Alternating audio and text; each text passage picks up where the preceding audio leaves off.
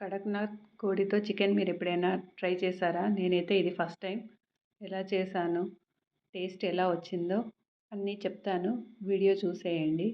ఈ కర్రీని నేను కుక్కర్లో వండుతున్నాను. ఎందుకంటే ఇది నాటుకోడి కదా, ముక్క దిండి గట్టిగా ఉంటుంది. అందుకే కుక్కర్లో వేస్తున్నాను. ముందుగా ఉల్లిగడ్డలను సన్నగా తరిగి వేశాను. తర్వాత పుదీనా వేశాను. ఇప్పుడు కడక్నాథ్ కోడి చికెన్ ముక్కల్ని వేశాను. ఇప్పుడు పసుపు, తగినంత ఉప్పు, కూరకు సరిపడా కారము, అలాగే ధనియాల పొడి, కొద్దిగా జీలకర్ర పొడి, కొద్దిగా గరం మసాలా, ఫ్రెష్గా దంచి పెట్టుకున్న అల్లం వెల్లుల్లి ముద్దను వేయండి. నాన్ వెజ్లో మసాలాలు ఫ్రెష్గా దంచి వేసుకుంటే బాగుంటుంది. అలాగే కొద్దిగా పెరుగు వేయండి. పెరుగు వేయడం వల్ల గ్రేవీ అనేది చిక్కగా వస్తుంది. అలాగే నీచు వాసన రాదు.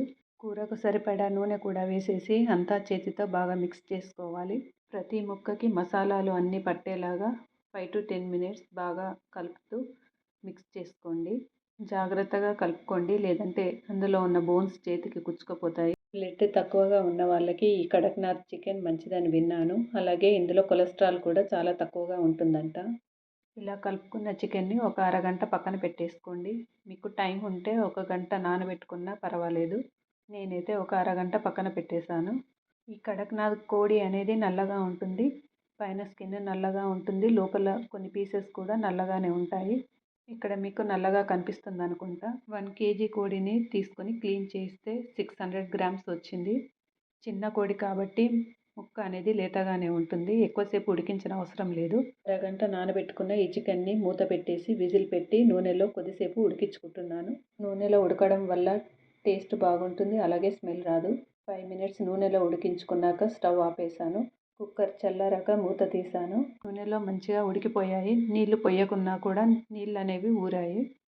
మళ్ళీ స్టవ్ ఆన్ చేసి ఇందులో మసులుతున్న నీళ్ళని పోయండి. చల్లటి నీళ్ళు మాత్రం పోయకండి. నీళ్ళు పోసాక మళ్ళీ కూరను అంతా ఒకసారి మిక్స్ చేసుకొని ఏమైనా ఉప్పు కారం తక్కువ ఉంటే చెక్ చేసుకోండి. ఇప్పుడు మళ్ళీ మూత పెట్టి విజిల్ పెట్టకుండా ఉడికించుకుంటున్నాను. ఇక్కడ నాకు ముక్కలు దాదాపుగా ఉడికిపోయాయి.